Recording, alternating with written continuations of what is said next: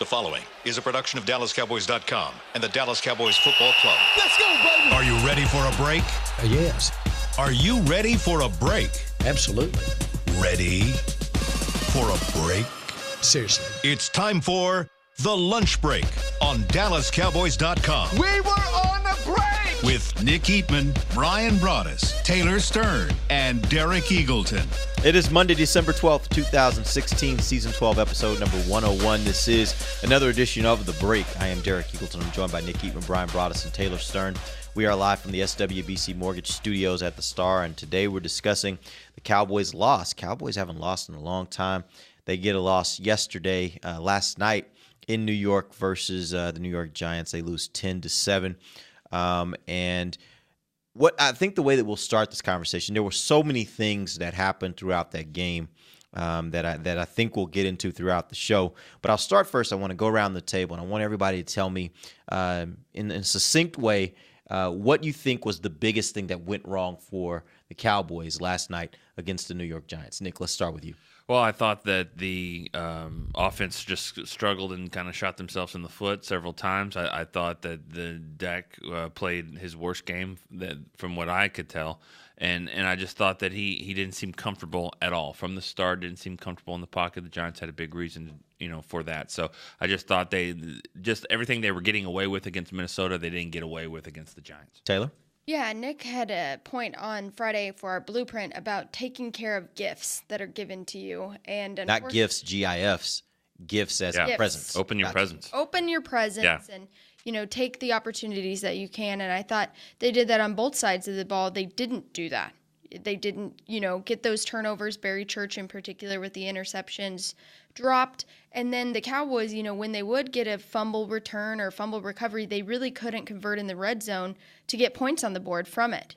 A couple of times they'd get a fumble recovery, offense back on the field, and Chris Jones is on the field three plays later. So that's really what I thought hurt them. Brian? Yeah, I think that to me, they didn't win enough on the outside. They didn't when they had the opportunity to throw the football. Things weren't perfect for Dak in the pocket. Nick was talking about the pressure. He didn't handle things very, very well there. And up until that point through the season, he had been pretty good handling things when it came to the blitz. And, I don't think that the Giants were doing anything exotic that made him any looks that he hasn't seen. They just didn't win enough on the outside. And when they did win, for example, like a Bryce Butler, opportunity goes up. They score a touchdown, I think, a play later. But I felt like that the receivers, that the Giants secondary did similar to what the Vikings secondary was able to do, and that was to cover. And when they had the opportunities to make some throws, and it just wasn't there, a lot of tight window throws, and the rookie was not up to snuff of making that happen.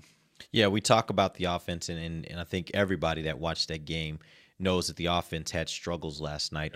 Yeah. You look at some of the numbers, there were some pretty startling things that happened. I think the most startling, in my opinion, was their third down efficiency. This is a team that has been consistently throughout the year one of the better teams in the NFL. And it's mainly because of what they do on first down that makes them so good on third down efficiency. Last night on third downs, they were 1 of 15. They converted 1 of 15 third downs last night. That is a recipe for disaster when you're talking about a team that is relying on its offense to be kind of the part of the team that really gets them by in some of these games. And then certainly we got to talk about Dak. Last night he goes 17 of 37, 46% completion, 165 yards, 1 touchdown, 2 interceptions, 45.4. Statistically, I would say that was probably the worst game he's played in his NFL career. And I'll ask you guys, what was the difference? What was it? You said you didn't feel like you felt comfortable.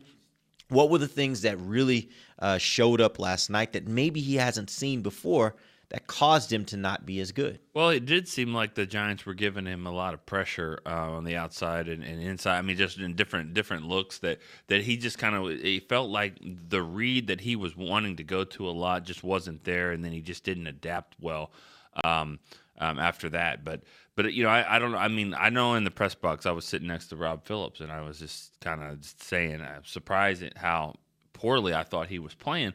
And Rob kind of kept bringing up what Brian's point was, is that is he missing throw? I mean, who's open? So it was a combination of everything. But I mean, he just didn't seem like he wanted to run. He didn't seem like he wanted to and then the check down stuff's not there. We got to talk about who he's checking it down to. I think that's a waste of space right now. But it just was an off night. Yeah, you brought up the 1 of 15 on third downs, and prior to this game, the Cowboys had 30 drives of 5 minutes or longer. Last night they had 0. The touchdown drive that they had was only 4:05, I believe. Yeah. That was the current time on it. So they just couldn't. Their time of possession was so poor. Yeah, out of rhythm though too. A lot of it though and it goes to your point, Derek, when you talk about first down and the inability. People say, well, why was there so much pass on second down? See, people tend to forget though, Dallas. If you look at all my little numbers that I now play with, that I'm kind of enjoying in my old age here now with this. It used to be about tape. Now you can the numbers tell a little bit of a story. Dallas was one of the best teams in the league on second down. Their conversion rate on second down, and people are all going, well, why are they throwing the ball? Well, you forget, though, your 11 wins, you were one of the best teams in the National Football League when it said second down and whatever, you were going to get a first down on the next play. They were playing to their game plan of what they normally do, but it just didn't work out in this game. I felt like, though, that teams now, and the Giants and maybe the Vikings a little bit, and then the Vikings he was able to get some runs. I think people are going to start making this kid play from the pocket. I think they're going to start making him drop back and throw the football. And even when they had some clean pocket looks, I saw a stat last night. He was 9 of 21. When I look at the film, you could kind of tell that was a little bit of a rhythm. People are saying, hey, let's not let him move around and make throws or potentially run. I only saw one opportunity where he really had the lane to go, and that was the sack that he took when they got the pressure from the backside. And if he would have been able to cut to his right, he might have had an opportunity. But I think teams are going to figure out, hey, let's make this kid play from the pocket and let's make him have to make throws, especially if the receivers aren't getting open. So were they trying to? Did they do anything special from the standpoint of keeping a guy? Spy? No. Because I do know that there was that one play where he tried to run up the middle, and they were right there. Yeah, that was down, just, and he goes down. That was just coverage. That was just the way that the linebacker had dropped in that particular coverage. But they played. I tell you what, they did a great job of doing. They jammed the crossing routes. They didn't let Witten get inside. They didn't let Beasley get inside.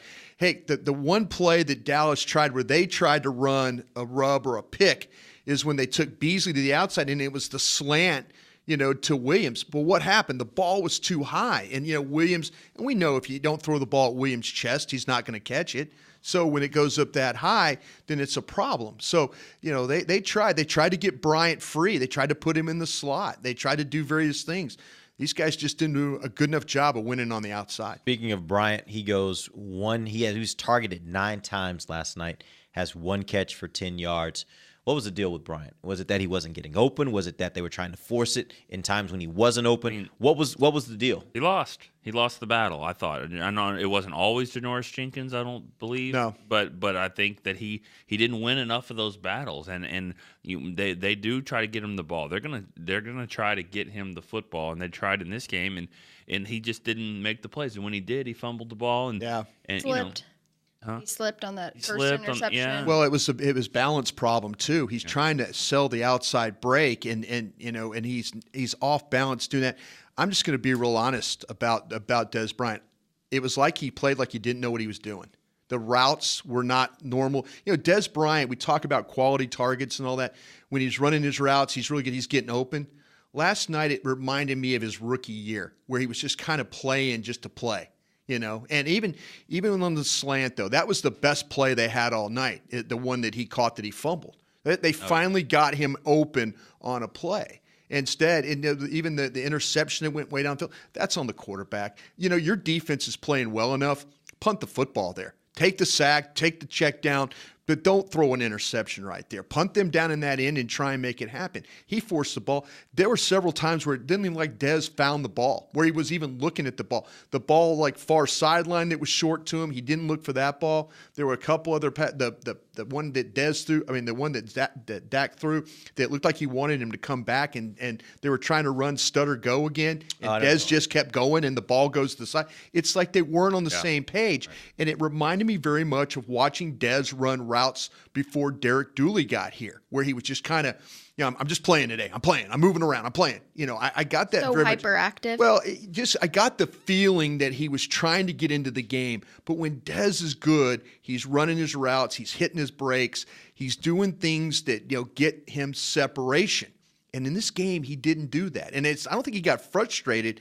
I just don't think he was very good. I wonder if it seemed to me, and this is a feeling kind of thing more than it is anything you can point to, but it seemed like the offense altogether was kind of like that. And it made me just think, like, was there a situation here where these guys they just weren't, it just was an off night for them? Like, I don't want to overreact to this thing because, they had an 11-game win streak. Yeah. But it does seem like offensively, they just couldn't find the Rhythm was bad, They just could not find a way to get into a flow, and it hurt their her point. Taylor's point, though, about the 5-minute drives. Yeah. That's what didn't Odell Beckham come out and say before the game? This is what kills you when you play the Cowboys. I know why they won 11 straight. They get the ball, they take 7 minutes off the clock, then you come out and go 3 and out, then they take it for another 7 minutes, and teams know. Teams know that. Tay's right. This team, they lead the league in this. They lead the league in demoralizing defenses. And last night, they just didn't have that rhythm that got them going. And I thought both interceptions I thought were really on Dak. And I know that the first one was a slip by Dez. But, I have the binoculars on, and I'm sure you've seen the play again. It's about moving the chains. And I understand the play, but Witten's wide open. Witten's wide open. Witten's wide open. Yeah. Let's go. Let's move to another day. Yeah. And that's kind of what I'm talking about before last week about sometimes when you have a receiver that is volatile, he's going to get excited and he wants the ball. That you say, okay, this has got to go to Dez now. We're in the second quarter. He doesn't have a catch yet. Let's get the ball to Dez. And sometimes I think that you force it a little bit too much. Witten was open. Let's wide get open. First down. But can I play devil's advocate? Let's assume for a second, because we don't know this. I don't know this, I should say. If his first read was Dez, and Dez is in man coverage, and the route is a slant. That's the what you read want. says That's go what the you want. ball, That's what you take want. the ball there. You don't get to the second read, third read, whatever, to even notice that Witten is open. You go to your first read. It's there because a slant is a bang, bang play. Yeah. You get it out. 3-step drop, bam, you're out. Third down. So I think it was third. So that being and 2, said, yeah. I think it's kind of unfair a little bit to say, hey, he should have seen Witten open, because we don't know what the play call was. It could have been that was his first read, and it looked like that. Okay. That's where the ball should go. All right, then I'm going to put it on Lenahan. 3rd and 2 from the 47-yard line. Somebody's got to take Why it. are we throwing a slant to Dez? Yeah. He hadn't caught a pass all game. Jason Witten is right over the middle. 3rd and 2. I mean, He brought Dunbar in the game, too, on 3rd and 2. so We'll get to that. Yeah. We'll get to that. You'll get to Dunbar. Yeah, we'll get to Dunbar. I just thought, and I get your point that this is the read and all that, but I think that on 3rd and 2 at midfield, let's get the ball. I mean, let's move the sticks here, and I think nobody moves them better in that particular case than Witten.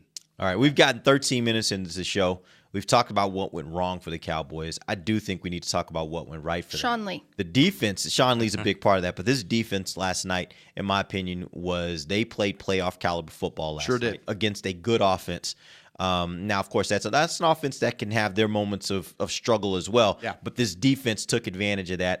And I want to point out, the guy I personally want to point out is Brandon Carr. If you would have told me let's say Saturday night, you tell me, okay, we're going to We talked about the potential. which Brian did kind of tell us last week that, hey, keep an eye on this. Yeah. But if you would have told me Saturday night, hey, Brandon Carr is going to be on Beckham all night pretty much. And at the end of the game, Beckham will have 90-something yards and will have 61 one of it. touchdown. Right, and one touchdown. Yeah. And the Giants will score 10 points. I would have said, I'll take that. And I will at the end of the game, I will put Brandon Carr on my shoulders and say he was the reason that the Cowboys won. Their offense didn't hold their part, but just because that 61-yard touchdown, I think you still got to give a bunch of credit to Brandon Carr and the way he played last night. I think so too. I think Brandon Carr did great, but I think that Sean Lee made a case for Defensive Player of the Year last night. Mm-hmm. I mean, he is playing on a no-name defense. You know, we talk all the time about orphans. I guess you could say Brandon Carr is one of the bigger names on that defense because of his contract and where he's been, and Mo Claiborne would have been another name. But Sean Lee had his best performance that he's had pretty much in his entire career, finished with 18 tackles and loss. In those 18 tackles, he held that team to 10 points. Yeah. I mean, that's the lowest score of this entire team. I think you're exactly right. Odell was not able to produce like we thought he might, but Sean Lee, to me, was just the winner of that defense, and he was bringing that passion that we normally see on the offensive side. We normally see that, like, you know, let's go, let's have this energy. Tyrone Crawford then gets, 4 sacks to lead for this team. I'll tell you what. I think you made a great point about Sean Lee. That was clear. But if you told me that, I agree with you. I would have said you're nuts. I'm not going to take that matchup, especially as much as I'd watched the tape and that number 13 is running those routes inside, and I'm thinking, okay, yeah, you're going to put him on him, he's going to trail.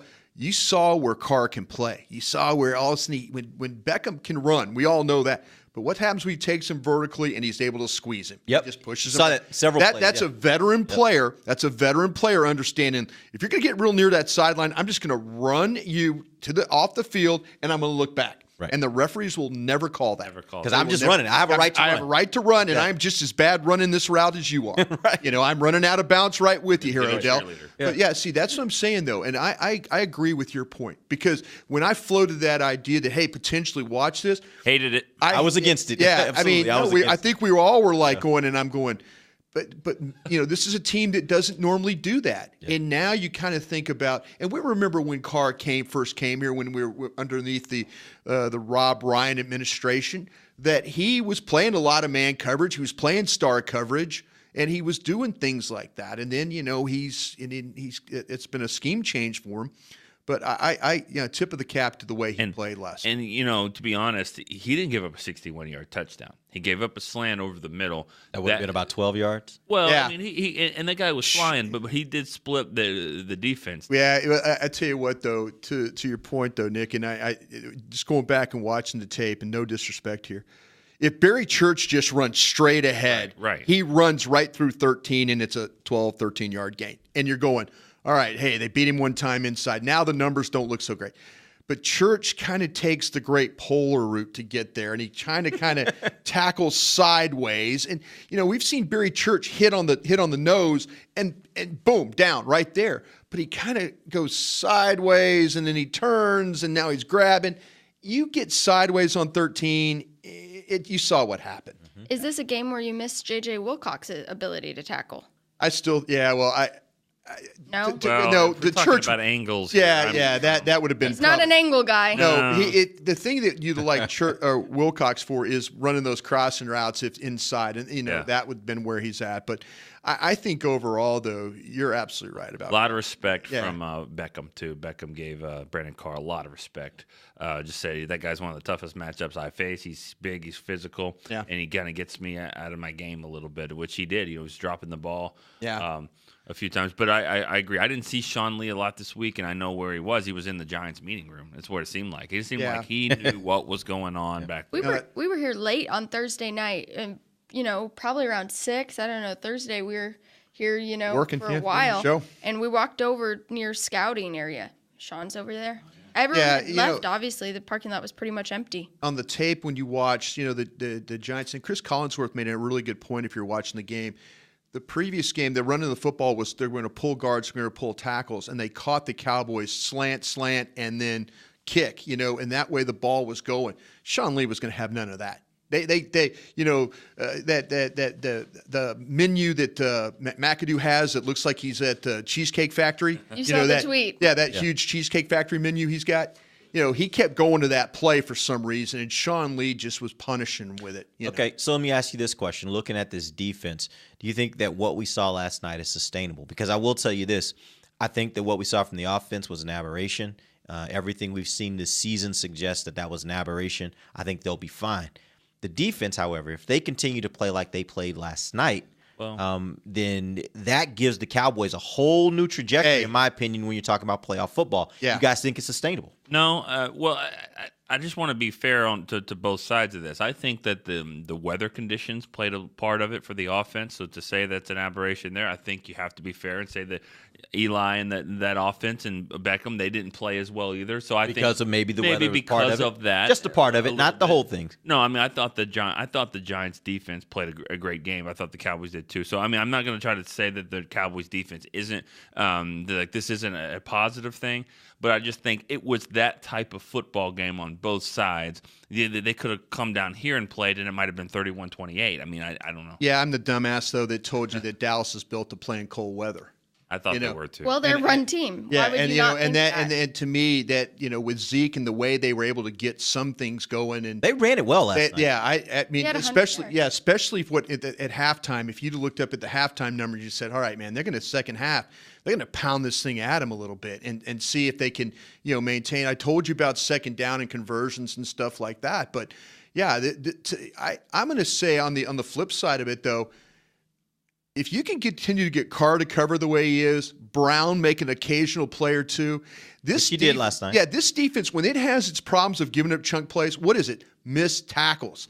How about the 2nd and 17 play? Byron Jones reads it all the way. He comes downhill. He misses the tackle. Yeah. Now it's a 15-yard gain.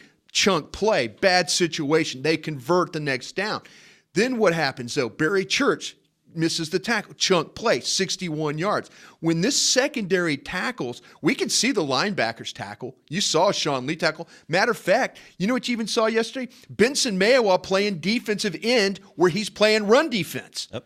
Where he's not being a liability and getting washed out of the play and the ball going up inside. He's playing as an end. He's taking on blocks. He's getting inside. These are all things. If the defense, as long as they can continue to tackle, this defense always has a chance. Is it has the superstar players? 50's a superstar player. But you know what? The rest of them really, really aren't. We're going to take our first break. When we come back, we want to hear from you guys. What are you thinking about this game? What are you thinking it means in the grand scheme of things? Give us a call, 888-855-2297, or hit us on Twitter at Cowboys Break. This is The Break. Let's say you're a person. I'm a person. A person who switched to AT&T and got up to $650 in credits when you traded in your current smartphone and bought a new one on AT&T Next. I sure did. And use it to stream competitive eating videos. Oh, that's him. Sorry, can't talk. I'm training. Get up to $650 in credits per line when you switch to AT&T. Trade in your current phone and buy a new one on AT&T Next. AT&T, mobilizing your world. Switch off a limited time. Each line requires eligible port-in, trade-in, purchase, and service. Get minimum of $10 trade-in credit plus prepaid card and amount of device balance or early termination fee less trade-in. Hey, Cowboys fans. Did you know that over the next few years, more than 1 million service members will transition from military to civilian life? Veterans face unique challenges when they get out of the military, and Bank of America and the Dallas Cowboys are teaming up to help with financial education, career opportunities, and support of military nonprofits and organizations locally in North Texas and across the country. We're proud to support our troops and are deeply grateful for the dedication and sacrifice of our service members and veterans. Bank of America, official bank of the Dallas Cowboys, invites you to join us in our efforts to get involved by tagging game day photos on social media using #TroopThanks. That's #TroopThanks. And by learning more about our commitment to veterans at bankofamerica.com/military support. Together, we can thank our troops in ways that make a real difference. Copyright 2016, Bank of America Corporation.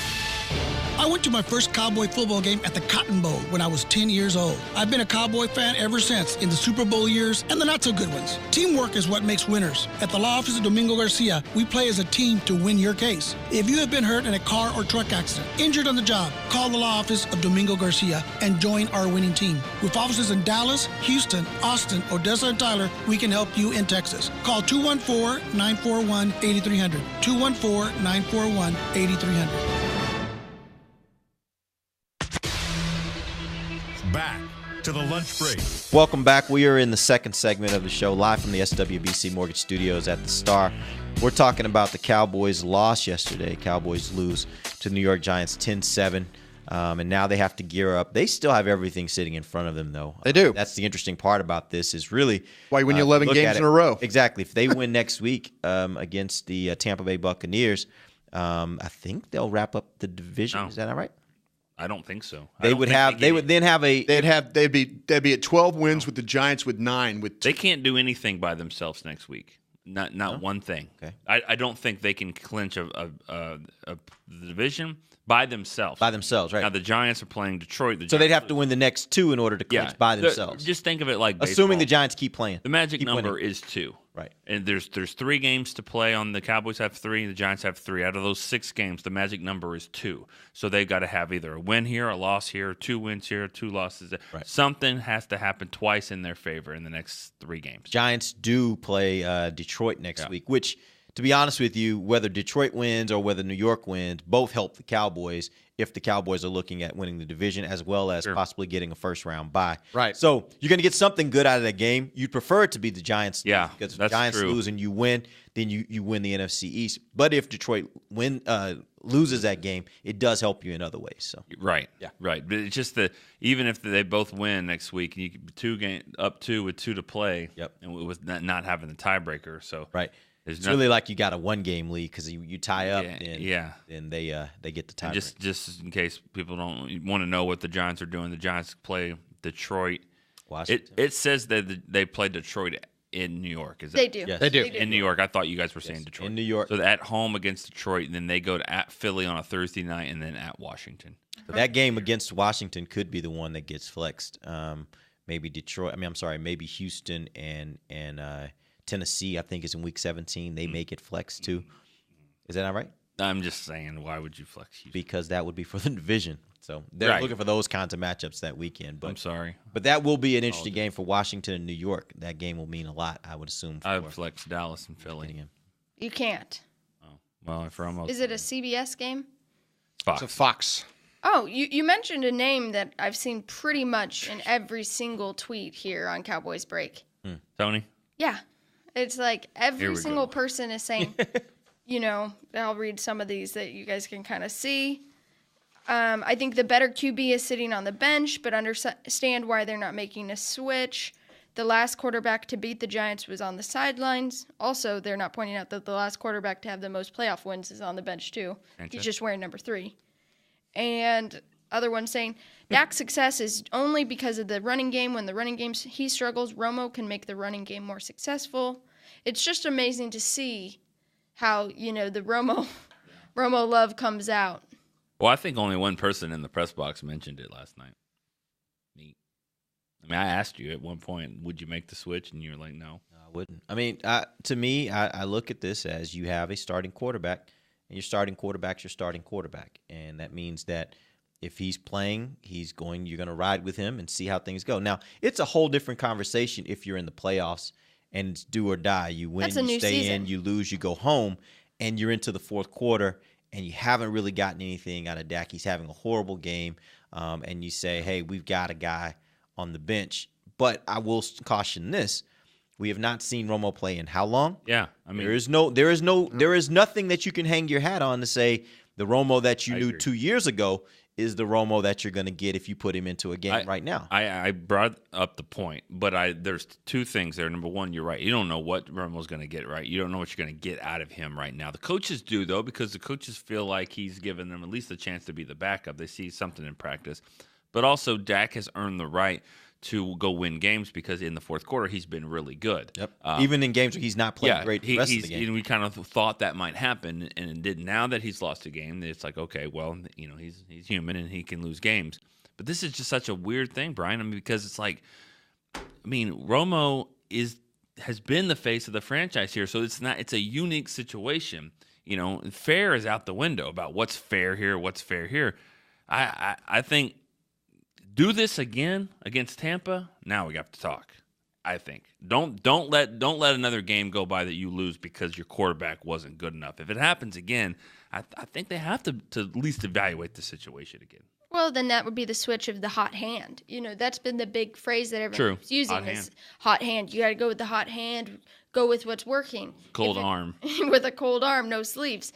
But if it's not the hot hand anymore, then I think that's fair.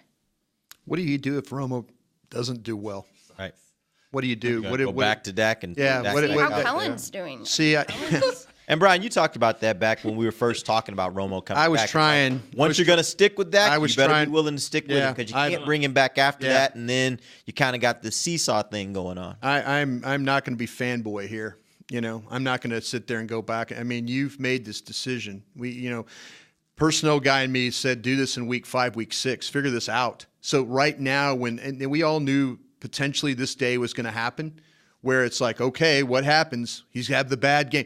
And people say, oh, he's had 3 bad games, Brian. Oh, he won 3 games in 12 days. No. Okay. And that's you can really say hard to do. You could say what you want about, you could say what you want about the running game and the offensive line and all that.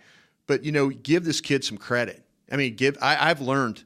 You're talking to a guy that is on the show talking about, hey, you got to see Romo, you got to see Romo, you got to see Romo, and then I've come to the realization that they're going to let this thing ride with this young quarterback.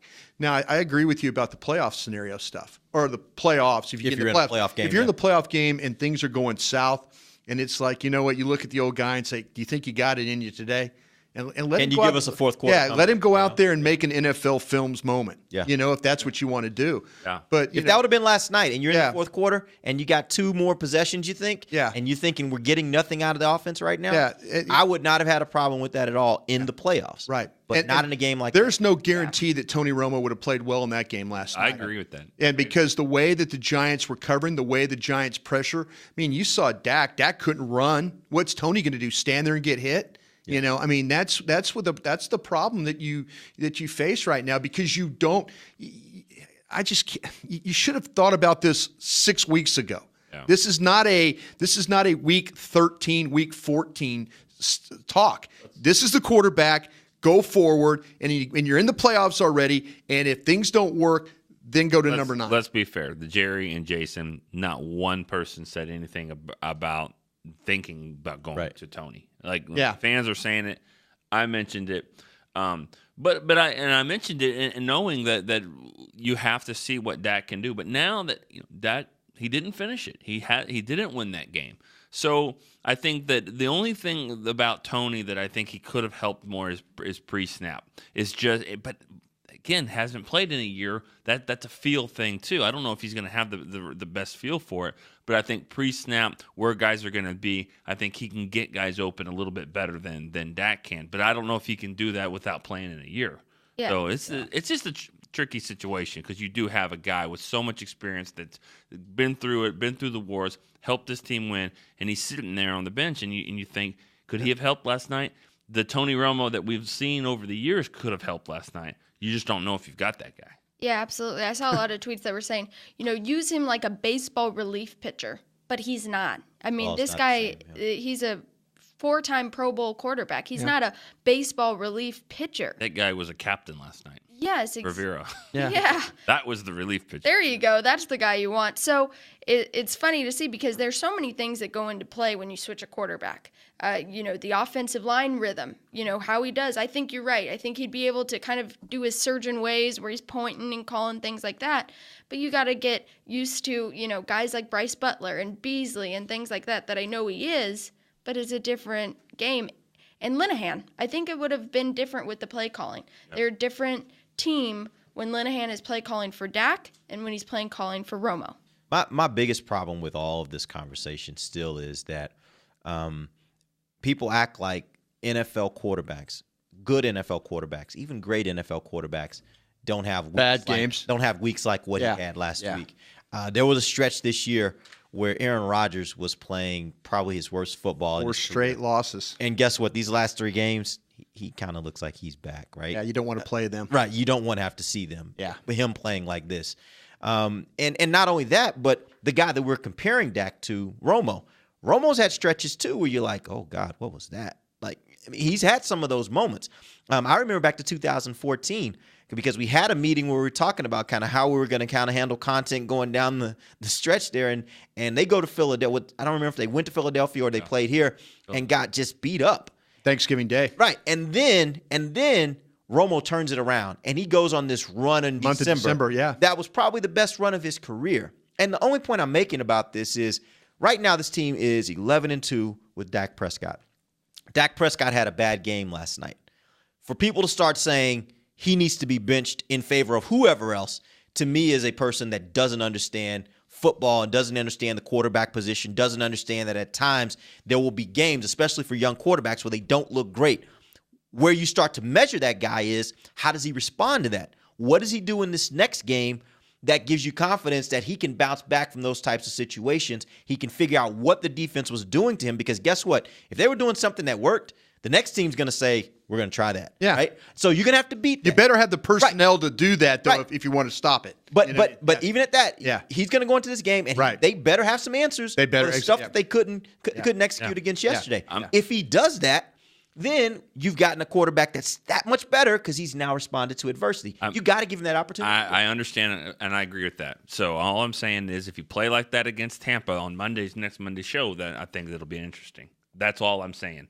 So if they go out and lose, and he's the reason why they lose, then the conversation starts to be had. And to be honest with you, I'm not I've said against it the all conversation. along. I've said all along, whoever's the quarterback to me would have a short leash, and I hate that because I love what Dak does, and I think he's going to be an outstanding player.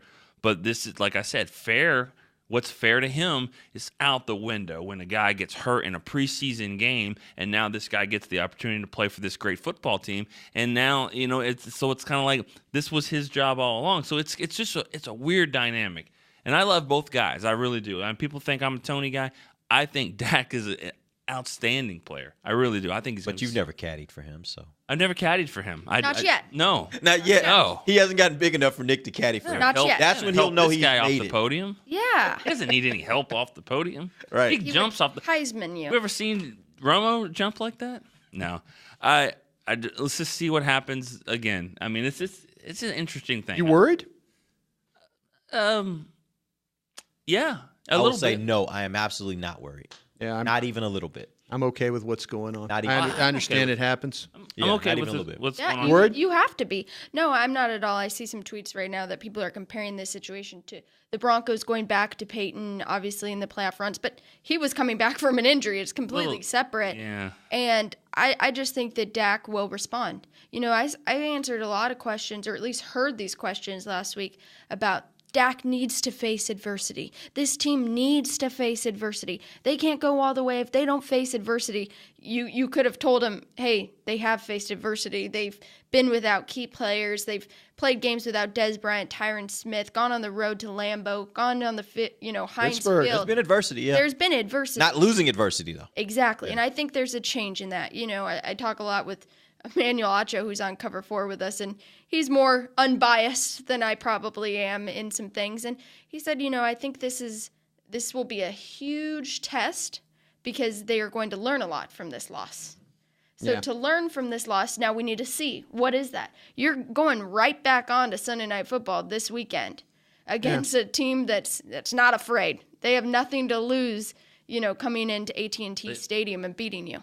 I kind of disagree with that. They have some stuff to lose a Well- little bit. I mean, you're right. They're hot right now too, but the pressure builds for that guy, Jameis Absolutely. Winston too. So they have some things to lose, which makes it a great game. I mean, that good job NBC flexing that game because it is interesting. You got two of the hottest teams, even though they lost.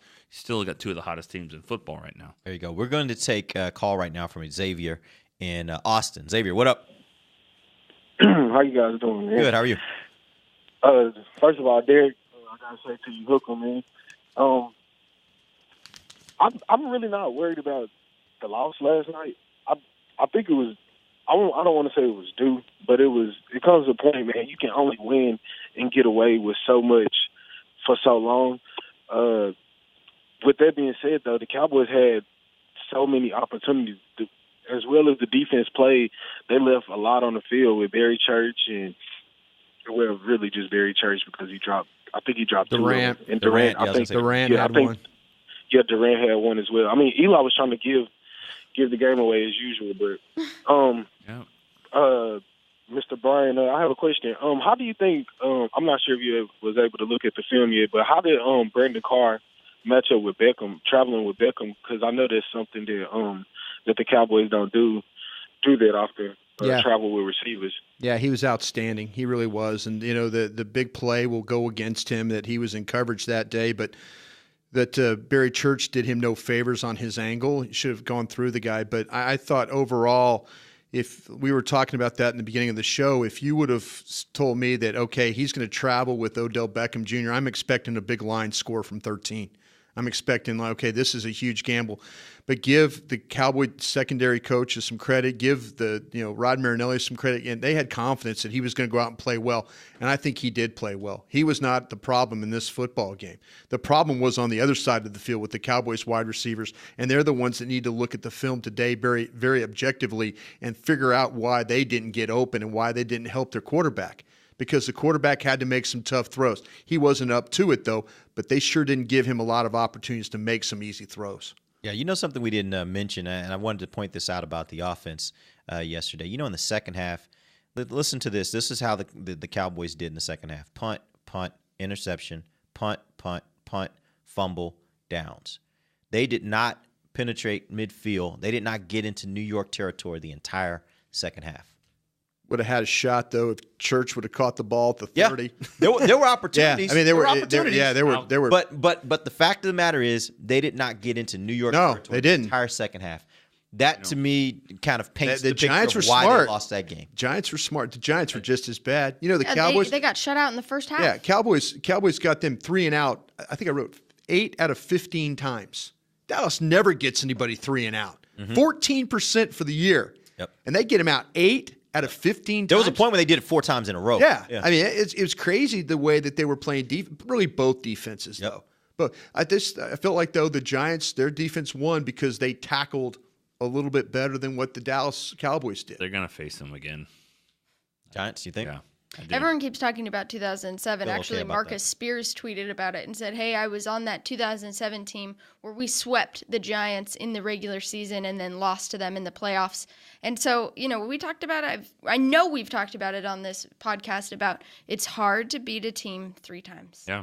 It really is. To be honest with you, I would worry more if the Cowboys had to face the Washington Redskins, who the Cowboys have beaten, who the Cowboys have beaten twice, than if they had to go and play the Giants again. I feel pretty good about the Cowboys matching up against the Giants again, especially if they're in Dallas, where they control the environment. Yeah, I don't disagree with that, though. I would rather play the Giants than the Packers. I know that just because. I'm with you on that too. I just with you on that and it's not because I worked in Green Bay. I see in the playoffs you need to have a quarterback that's outstanding. And he's outstanding. And that quarterback on that team in blue ain't so good. Yeah, and the thing about them now is they're getting those chunk plays that they weren't getting earlier in the year. They're starting to get those now. Yeah. Devontae Adams and now Jordy Nelson starting to come around. That team's getting scary. They really are. Defense, they've given up 13 points, 10 points, 13. I mean, last 3 games. They've been good. The Seahawks are now. I was thinking all along they were going to probably be maybe the number 2 seed, but looking 3. They're looking more. Are they the 3 right now? 3 right now. They're 3 right now. So right now. The Giants are going to have to go if assuming the Cowboys can turn this around and win the division, which I still think that they will. It's going to be the Giants are probably going to be that 5 seed. Both those teams have issues with their offensive line. Yep. That's the one thing that if you want to hang your hat on one thing that Dallas, it might not play great all the time, but they're better than the Giants' offensive line and they're better than the Seattle's offensive line. How close was the Durant interception? I didn't put it on my 5 plays. Yeah, it was. I thought he needed to make a I thought it was one of those things where it wasn't an easy play, but it's a play. There were 3 times they tried to body catch balls, and 2 of them were on Church, and 1 of them was on Durant. He tried to body catch it instead of extending and trying to extend his hands, and he tried to cradle it, and then when you hit the ground, the ball's going to go everywhere. So, yeah, it's just unfortunate. I tell you, they had 2 chances for fumbles too. Skandrick rips the ball out of the guy's hands. It's on the ground, and then it just bounces back in his hands. And then Damian Wilson.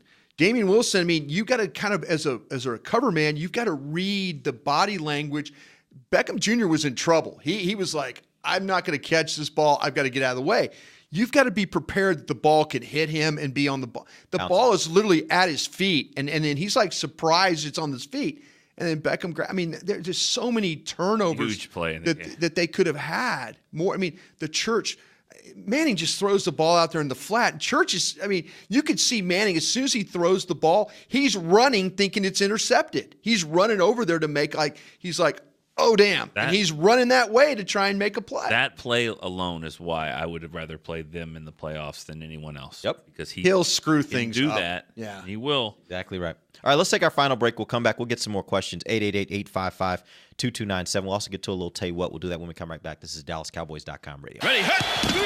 Get closer to America's team with Miller Lite. For your chance to win Cowboys tickets and tailgate passes to every home game, visit MillerLite.com/Cowboys. No purchase necessary. Starts August 1st, 2016. Ends December 12th, 2016. Oklahoma and select Texas residents 21 plus only. Void where prohibited. See official rules at MillerLite.com/Cowboys for details. With great beer comes great responsibility. Copyright 2016 Miller Brewing Company, Fort Worth, Texas.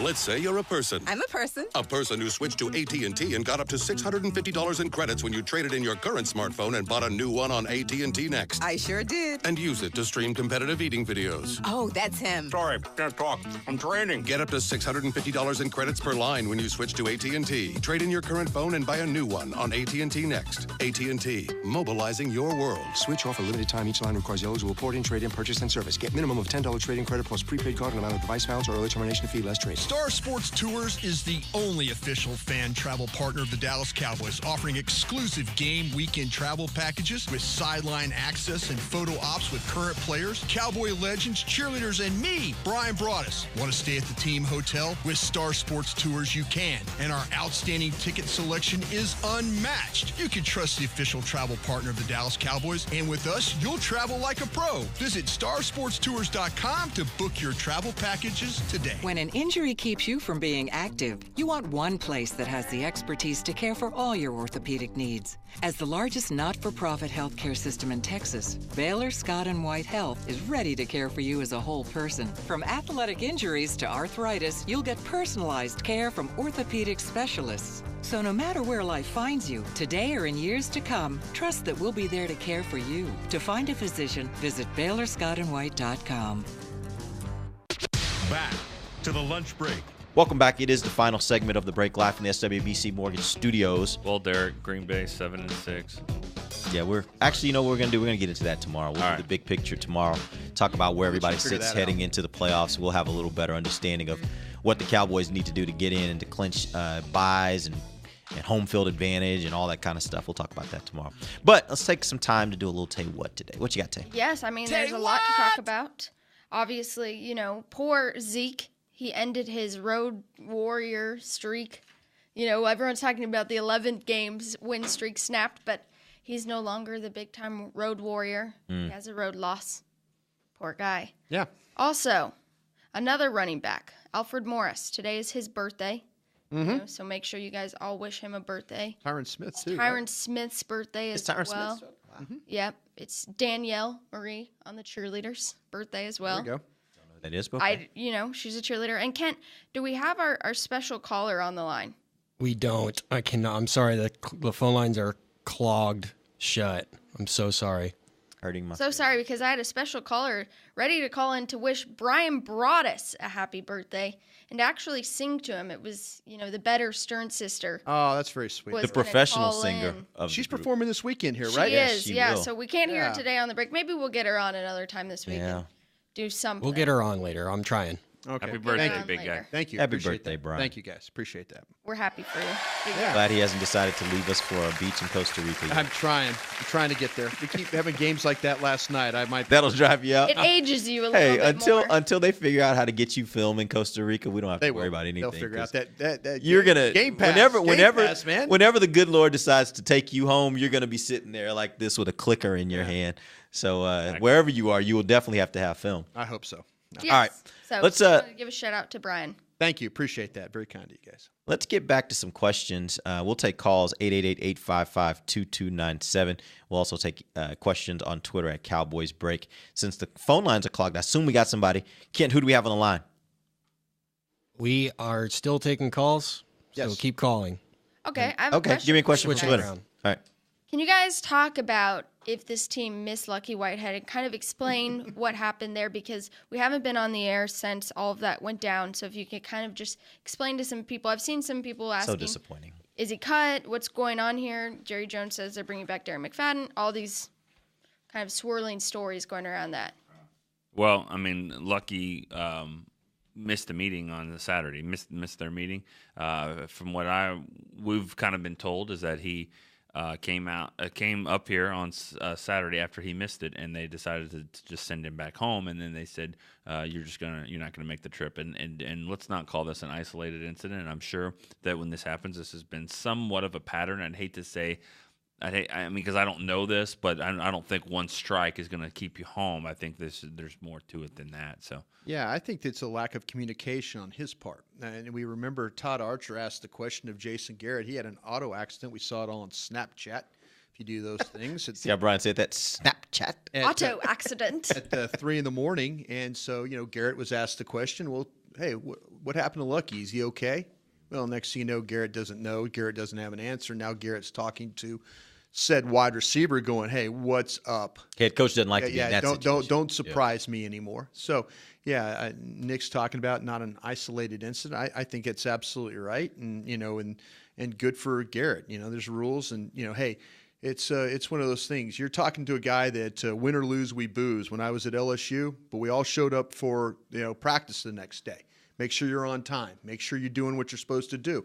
We got a lot of guys that go out and have a good time. You can see all their life stories like this again with the Snapchat stuff. So, but they show up for work. That's what you got to do and be responsible. A large part of the game plan is involved of you doing some things package wise. And did it hurt them? Probably not. But it hurt the fact that they had to spend time during practice working on plays that were designed for you to be involved with. And they couldn't go to those plays. Can I take a little opposite approach on the standpoint of how it affected them in the game? I am a believer that it hurt them. Now, to what extent, I don't know if it meant that they would have won the game if he'd have been there. But I do think that what I've seen so far this season suggests that sometimes when the offense can't find the rhythm, when a defense is really stout and it's hard for them to get anything going, that jet sweep gives them a little something, a little different wrinkle that forces that defense to loosen up. And we've seen it in games where you run that jet sweep, you pick up 13 yards, and now the next play or a few plays later, Zeke gets a bigger run because the defense is kind of having to play around with both these things in the running game a little bit. So for me, I think it did affect their ability to get maybe that one little play that could have helped, loosen the defense a little bit. Or have one more turnover. Yeah, something. Yeah. Either way. Yeah, right? What the heck? Throw a couple interceptions, fumble, whatever. Right. It doesn't matter. But I do think he has a role on this team, and I think his role is important to this offense. And so from that standpoint, I do think that they missed him. Yeah, and I think this really was a message. I mean, Jason Garrett, from what we've learned, had a conversation with the team Friday after practice about making sure that you're focused on what you're doing and not being in the news and in the club and TMZ and things like that. And he's probably talking to other players because of what had happened the week before. So for that very night, for there to be an incident, I think there was just a zero tolerance there. And you always wonder, Derek. I mean, I respect what you're saying about he makes a difference and all that, but then again, you coaches are kind of that group of like, can we afford to sit this guy out? Coaches always will make example of the guys that they the Brian Broadduses on scholarship. Yeah. They'll make example of me. They won't make the example of that would have been Dalton Hilliard or one of those guys. Yeah, exactly. I mean, somebody that's a big time player. Coaches are like that. They want to say, "Oh, no, everybody got these rules." No, they will punish the guy that's way down the food chain, as opposed to a guy. If that's Ezekiel Elliott, maybe we're not sending Ezekiel Elliott home. I don't know, not Jeff Fisher. I know everyone's talking about it. Brett Rivera did that with Cam. One play, right? One play. Yeah, hey, that's the difference. That's discipline, okay? But Eric I think Anderson had to start. Yeah, I'm not saying, and don't get me wrong, I'm not saying that he is on the level with those other guys, those stars of this team. But I do think he has a role on this team that is important to what they try to do offensively. Yeah. And I think when you take that out of the mix, then I think, to me, I think his role, it's similar. It's similar to what they do with Cole Beasley. Maybe not as much, not as frequently, but I think from the impact standpoint, I think he has a role. And not having that role and someone available to play that role, I think can hurt this offense. Can I tell you something? Somebody, he blocks. He's always one of those blocker guys. Vince Mailey, 2 times around the crack toss, and he was on it. Yep. Yeah, give me that big body going blasting inside and hooking the edge and getting those guys around. If it's the guy that's 100 and 50 pounds blocking on the edge. Good luck with that. Even though the guy throws his body around, I appreciate that. But if you give me somebody that's big that can set the edge, I'm a little bit more okay with 16 doing that than number 13 doing that. I'm with you. All right, let's take a phone call from. Actually, we have Alex in Nashville on the line. Alex. Oh, hello. Hello, Alex. Hi, guys. Well, first, I want to sing happy birthday to Brian. Thank you. Happy birthday to you. Wow. Happy birthday to you. Happy birthday to Brian. Happy birthday to you. Oh, that's awesome. Brian's all red. I tell you what, man, my ears are on. It's like John F. Kennedy. If you can see my ears right now, right? She's related to you. Yeah, she That is. was awesome. She's actually my sister. That's unbelievable. Hey, can't wait to see you perform this weekend, kid. Yeah. I know. I'm so excited to see you guys, and I'm ready to root on my Cowboys. There you go. I have a question about what it means of Jerry Jones adding Darren McFadden. Wow. Yeah. Bringing the heat today. I thought we were just going to get a song. She follows Dave Hellman, know. No, double whammy. The Stern girls go big or they go home. I love it. That's true. I love it. I love it. True. We're going to answer the call, but hey, I want to let you know we're going to be heading out Saturday. For anybody that doesn't know, you're going to be out in the plaza on Saturday. Sunday. I'm sorry, Sunday. What? Do you know what time? 5:30. 6. Is she still on the line? She's still on the line. We might have lost her. She's on the line. Al? Alex. Yep, I'm here. What time you on? What time are you going to be on the stage this weekend? We're going to be performing right after the cheerleaders, so right before the game begins. 6:10, I bet. Roughly about 6. Yeah, 6:10ish. So if you guys are out at the stadium, make sure you go out to the plaza area, to the big stage, where Alex will be out there performing. I know I'm going to try to see if I can get out there to check it out. I'd love to see her perform. Yay! I'm so excited. We're going to play a full set. So we're playing some of my original music, Christmas songs, and some of my favorite covers. So nice. I'm excited to be at the Cowboys' home, and I'm ready. We're so excited, me and my band, to come from Nashville. Am I still good to be the backup dancer? Yeah, I'm still counting on you to play the cowbell, actually. Perfect. I'm all. What you don't know is actually I was a drummer for most of my life, so I can handle the cowbell. I'll be good. Oh my gosh, I'm excited. Well, my drummer John Lee is a ninja, and he would love to have you John maybe Lee, on the related to hi-hat. Sean Lee. Yeah, maybe I should just go take the hi-hat, and I'll take care of the hi-hat for him. That'd be great. Is he ninja fast? Well, thanks a lot, Alex. Thanks, Appreciate it. Okay, bye, peace. y'all. Bye-bye. Later. So you guys want to answer her question? Darren McFadden. Jerry did say last night after the game that the expectation is that Darren McFadden will be active, will be moved to the active roster this week. I guess let's start first with where's he going to fit, and then talk to me about what his role would be, and maybe who he would kind of displace or change their role in order for him. I think he's on third down. I think I would put him on third down as my third down back. Mm-hmm. And so now the conversation comes around to Dunbar that we say. I don't think he does anything for me. He never has. He never does. I don't want to say never has. Well, he's made a play or three in his career, but I for the most part though he's not. I think he's a liability of blocking, and I don't think on 3rd and 4, 3rd and 5 he's a threat to run the football up the middle or anything. You just kind of know he's just going to kind of swing around there and even catching the ball out in the flat. I thought he ran. Maybe that was the route. I thought he ran a really poor route over there. One of those plays he basically didn't. He's supposed to get a little bit flatter so he can have some space out there to do what he does. Yeah. He just kind of ran right into the defender and on 3rd and 6 and gets 3 yards, and he's not breaking a tackle. So I don't know. I think McFadden would give you a better option there. Teams have figured out though if they put Dunbar on the field, go ahead and blitz him. Mm-hmm. Go ahead and make him.